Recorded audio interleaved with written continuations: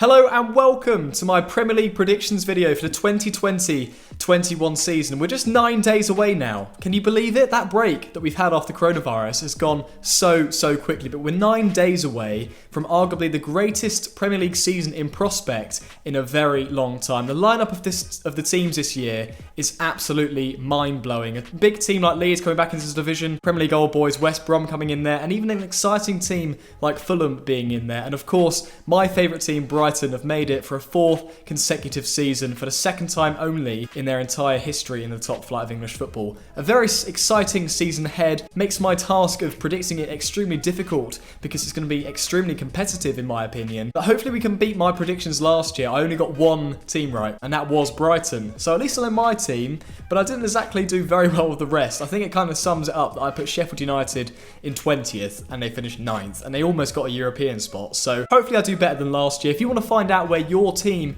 is going to finish this season, just continue watching this video. I'll be going from 3rd down to 10th, and I'll be going from 20th up to 11th, and I'll be finishing off my Premier League winners and my Premier League runners up. If you're enjoying it so far, leave a like below. If you're new to this channel, subscribe, and let's get into my Premier League predictions. Right, so starting off with my predictions, we're going for 3rd, and I'm going to go for Frank Lampard's Chelsea. And don't get me wrong, I don't think they're going to be far off the top two whatsoever. I think it's going to be a lot tighter in the Premier League this season, but I don't think they're quite ready to fight for the title. Although they've probably had the best transfer window in the world out of any club, signing Hakim Ziyech in the midfield. A terrific addition he is from Ajax. I think 25 million. What a bargain. Timo Werner, a world-class striker. He did very well in Germany. Let's see how he can do in the Premier League. Kai Havertz, about to sign for Leverkusen. One of the best youngsters in the world. Ben Chilwell. Finally, they're settling up that left-back position. Marcus Alonso getting on a bit. Emerson not consistent enough. Chilwell is solid, mate. A great signing. 50 million, a lot of money, but I don't think Chelsea fans will care. That's really shored them up in that position. And then they got Thiago Silva, who is one of the most experienced defenders in world football. And I think he is really going to shore up that defence. The experience will be key in the dressing room, and it's just a fantastic addition to that team. That said, with those signings, I think they'll definitely be competing, but I think they'll take a while to settle in. They're all from different parts of Europe, these players. I don't think they're all going to gel straight away, but Lampard is a good manager, and I think they will get a top 4 finish, and they will finish 3rd in the Premier League this season. In 4th place, and I've gone for Manchester United, their attack is deadly. Mason Greenwood, Anthony Martial, Marcus Rashford, pure pace. Dan James on the bench, not the greatest, but very quick off the bench nonetheless. Bruno Fernandes, Paul Pogba, new signing Donny van der Beek. What a midfield that is. Absolutely terrific. The experience of Matic there as well. Scott McTominay looks like a good young player. But, and it's a big but, their defence just isn't good enough. They've not really got a good left back. Shaw and Williams, they're kind of bang average. Lindelof, bang average. Maguire, massively overrated in my opinion, has just been arrested. Wan-Bissaka, decent, yes. De Gea and Henderson, decent, yes. But they just don't have that depth that the teams above them have. And for me, that's why they cannot compete yet for a league title. And Solskjaer himself isn't experienced enough, in my opinion, for that. So we have gone for United in 4th, and they could arguably drop out of that. But I just think their attack will carry them through. In 5th, and I've gone for Tottenham Hotspur. And I'm not sure if this is because I've just watched their documentary, All or Nothing. Their first 3 episodes, fantastic. Watch on Amazon. This isn't sponsored by Amazon. I wish it was, but go and watch it anyway. A great documentary. Jose Mourinho, he was frustrated when he arrived there in October, November time last season because he hadn't had a full grip of the squad. He didn't know some of their names, let alone what their best positions were and the best way to put them and where to play them. But he had a good impact on the team. He brought them up to, I think, 5th or 6th position at the end of last season. They did fairly well to get there. But this year, I think they're really going to push on and they're going to fight for a top 4. But they will just miss out because, once again, their squad just isn't quite at the level of the teams above them. Yes, they've got star players like Heung-min Son and Harry Kane, but I just don't think they're at that level yet to compete for, the title. But top 4, yeah, maybe they can squeeze themselves in there, but they're not quite going to get in there for me, and they will finish 5th in Jose Mourinho's first full season at the Tottenham Hotspur Stadium. In 6th, and I've gone for their North London rivals, Arsenal. Another team that are kind of going to be in and around that. I've got the Big 6 as the Big 6 for this season. I think they're definitely going to be in and amongst, but I just don't see them getting top 4. They can never be consistent. Arsenal do this every year. They start kind of all right and then they fall off and then they build some form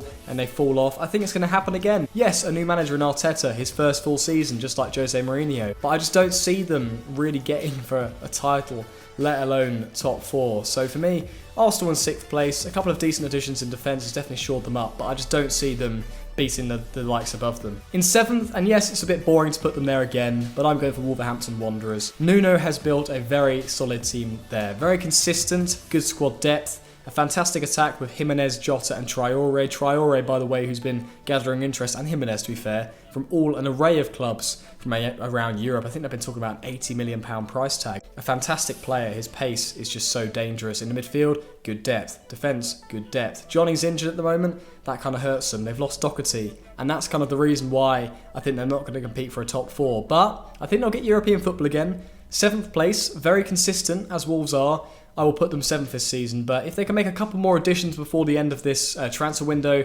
maybe at right back to replace Doherty, maybe put them higher. But for me, 7th is their best at the moment. In 8th place, and you could argue to put them higher, but I just don't think they're consistent enough. A bit like Arsenal, really. They tail off in campaigns. Obviously not in their Premier League winning campaign, but for me, 8th is Leicester City. Brendan Rodgers seems to have had quite an impact there. At the start of last season, they were so good. They were scoring some of the most goals in the division. I think at one point they had the most goals in the division bar Man City. So definitely a good team, a very dangerous attack, but they've just lost Ben Chilwell. For me, one of their most important players last season. I think they'll really feel that miss, and they really didn't do well at the end of last season. They fell out the top 4. At one point they were challenging for the title at the start of the season. Then they really dropped away, and after lockdown just weren't the same team. So with Jamie Vardy getting on a bit, still a fantastic striker obviously, and some of their players just not quite gelling yet and not getting a good run together, especially at the end of the season, I see them dropping away again, and they won't even get European football this time around for me. I think the competition is just too good, and they will finish in 8th.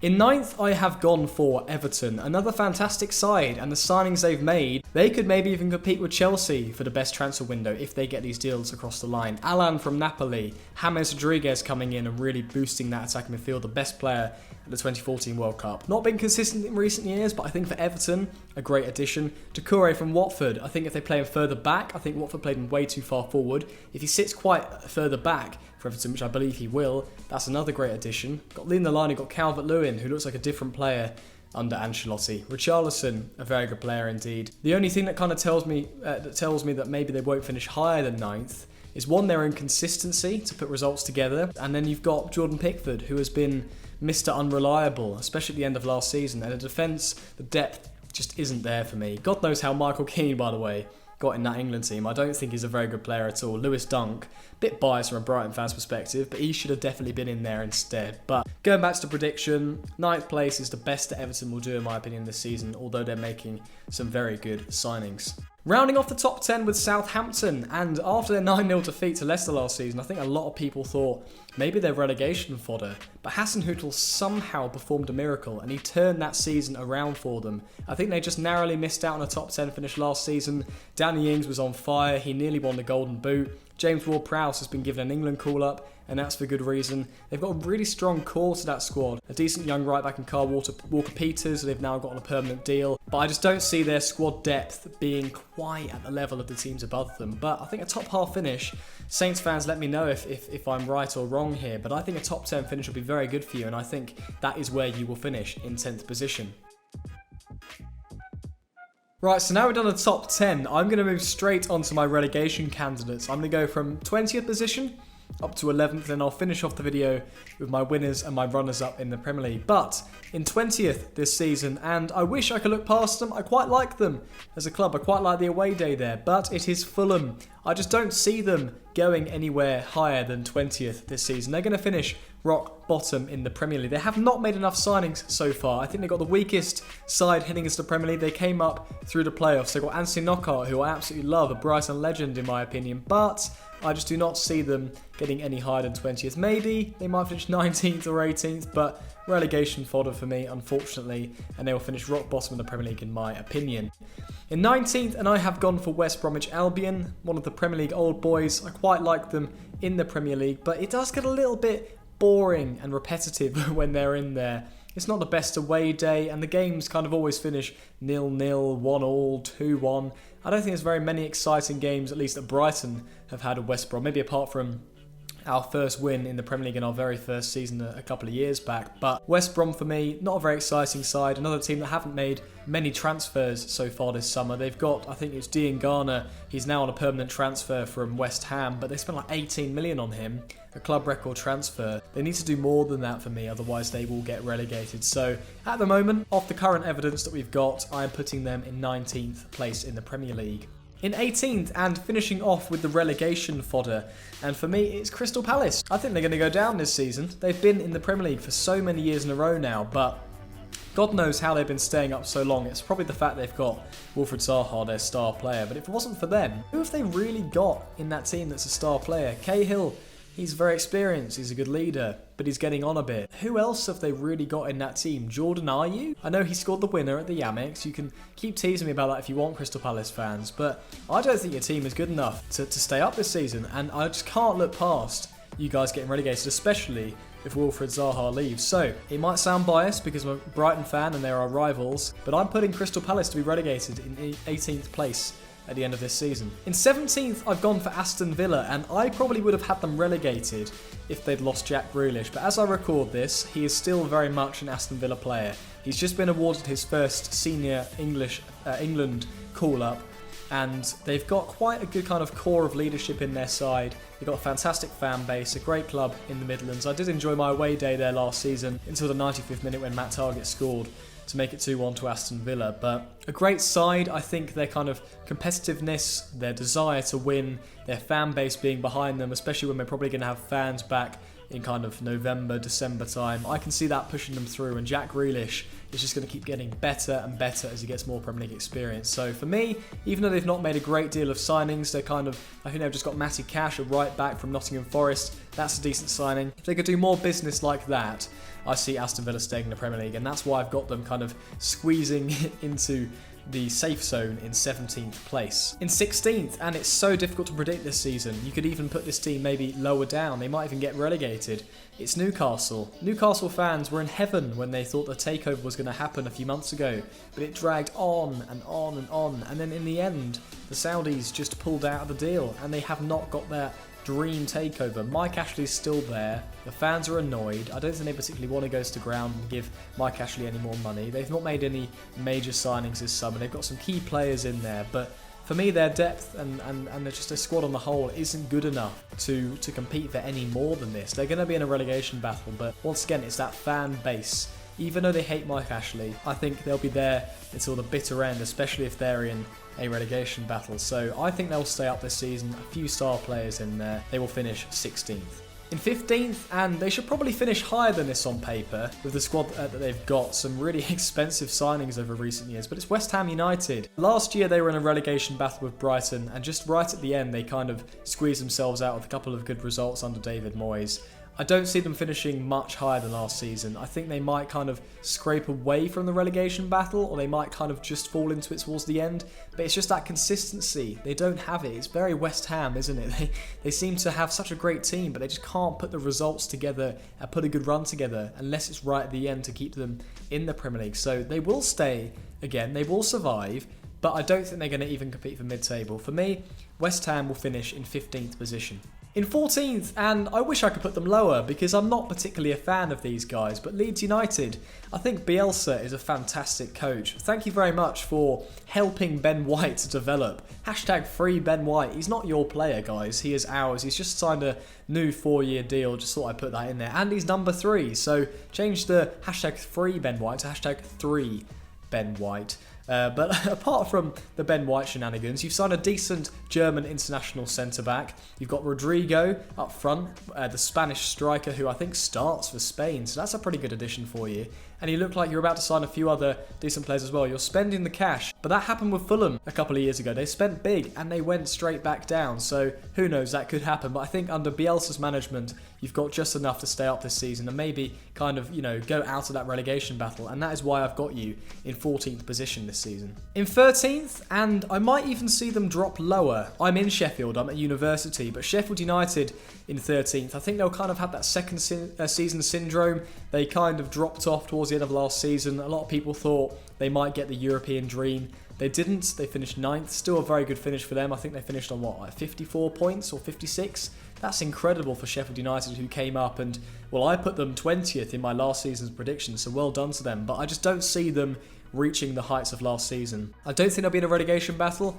Chris Wilder's a terrific boss. The system they play with 3 at the back is very exciting. They've got some good key players in there, but they don't exactly have, you know, a star in that team. Ollie McBurney up front, he's a decent attacker. Decent midfielders like John Fleck, Ollie Norwood, but they just don't have that, you know, that key player that you really want to push you up the table. So although I like them, although their system's good, they play entertaining football, they won't finish any higher than me, than 13th. In 12th, and I don't want to be biased here, and I'm going to explain to you why I've put them here, but Brighton and Hove Albion will finish 12th this season for me. Last season, the only team I got right was Brighton, and they finished 15th, so hear me out, guys. But Adam Lallana, a great signing for free from Liverpool, a Champions League winner, a Premier League winner, an ex-England international. Joel Veltman, the ex-Ajax captain, he's played in the Champions League. He's got so much experience with the Dutch national team as well. Terrific signing. Tarek Lamptey, he's coming through. It looks like we might be able to sign Rico Henry from Brentford at left back, £7 million. That would be terrific. Glenn Murray's just gone out to Watford. Shane Duffy's gone to Celtic on loan. We're getting rid of the old guys and we're building our future. Someone like Steve Alzate in the midfield, so much potential. Bissouma, McAllister. That midfield is just full of so much potential. Mopé up front, Trossard, Connolly. I'm sorry guys, but also having Dunk at the back, who should be in the England setup. Ben White, who was one of the Championship Player of the Seasons last year. Tarek Lamptey, as I said, a new left back. This team is better than all the rest below us, and I might be sounding biased, but I just do think we won't be in a relegation battle, and I think we're going to compete for mid-table. I don't think we'll get top half yet. I know no chance we're going to get European football. The teams above are just too good. But 12th, I would be very happy for that, and it would be a sign of progression for years to come. Rounding off the bottom half, and I have gone for Burnley, the shithouses of the Premier League. God knows how they're still in the Premier League, let alone finishing mid-table every season. I've got them there again. Sean Dyche just seems to get the best out of every side. They rarely spend much money. They don't exactly have key players, but it's just their style of football. They grind out results. They know how to do it year on year on year, and there's not much else to say really, other than the fact I think they'll finish mid-table again. I think they'll finish above Brighton. We beat them towards the end of the season in the final game, but I just think they're going to do it again. I can see Sean Dyche, even though it'd be very boring being an England manager one day, he's that good. Maybe someone like West Ham actually, I think he'd fit in really there to kind of push the team forward, grind out results, because they struggle to do that. But Burnley in 11th place, that rounds off my bottom 10, and now we're going to move on to my top 2. Right then, so what you've all been waiting for, the final 2, the top 2 in the Premier League. Who is going to win the Premier League in the 2020-21 season, in my opinion? It is Manchester City. I would like to say maybe Liverpool, they can try and get it again. A lot of people didn't like seeing them win the league. I actually quite did. It made a change because in recent years, Man City have been dominating. It was good to see someone else at top, a new Premier League win altogether. Well done Liverpool, you've done well, but I don't think you're going to defend it. Manchester City's team is just too good, and they're potentially on the verge of signing Lionel Messi, the best player in football history. Yes, probably right now the best player in the world is probably Robert Lewandowski, but Messi's not far off. Can you just imagine that attack? Aguero, Jesus, Sterling, Mahrez, De Bruyne, add Messi into the mix, Foden, Bernardo Silva. It's just absolutely outrageous. Yes, Liverpool, you've got Mane, you've got Salah, you've got Roberto Firmino. But other than that, you don't really have the depth that Man City do in attack, let alone on the rest of the pitch. I think Man City are just levels above Liverpool in terms of their squad depth and their talent that they have. And I think last season, they definitely weren't at their best. I think they were focusing a bit too much on the Champions League and taking nothing away from Liverpool. They had an unbelievable season. They nearly got 100 points. They were nearly unbeaten, for God's sake. But I just think they're not going to reach the heights of last season. I think Man City will reach the heights of their Centurion season. I think they might even get 100 points again, especially if they sign Messi. So, sorry Liverpool fans, Man City will win the league this season, in my opinion. But you won't be far off. I think you'll still be pushing. You'll be determined to keep your title, to retain it, but I just don't think that you're going to reach it this season. I think Chelsea won't be far behind you either. I think Chelsea will be right in the mix, but my Premier League winners for the 2020-21 season are Manchester City, Liverpool closely behind, Chelsea maybe even quite close to Liverpool as well, Man United dropping back quite a bit further but still in the top 4, and then relegated Crystal Palace, West Brom and Fulham. That's my Premier League prediction for 2021 season. So difficult. I could be completely wrong. You might think I'm bonkers. But whatever club you support, let me know in the comment section below. And let me know what you think my prediction for that team is like. And I'll get back to you, as many of you as possible. If you've enjoyed the video, sorry it's been a bit long, but it always is going to be. I'm going to delve into my opinions. I'm going to explain my choices. I can't just put a team somewhere and not explain myself, especially Brighton in 12th. A lot of you are probably thinking, really? 12th? Brighton? You might get relegated. Nah, mate. We're going to do really well this season, but if you did enjoy, leave a like. If you've not watched my videos before or you're not subscribed, make sure to hit the subscribe button. I'll be doing plenty of content as the Premier League is back. And yeah, thank you so much for watching. It's been one hell of a ride, this video. I've been doing this pretty much all of Thursday afternoon, so leave a like if you have enjoyed. It'd be really appreciated. It does help me out. And I'll see you when the Premier League is back in a week or two's time. Catch you later.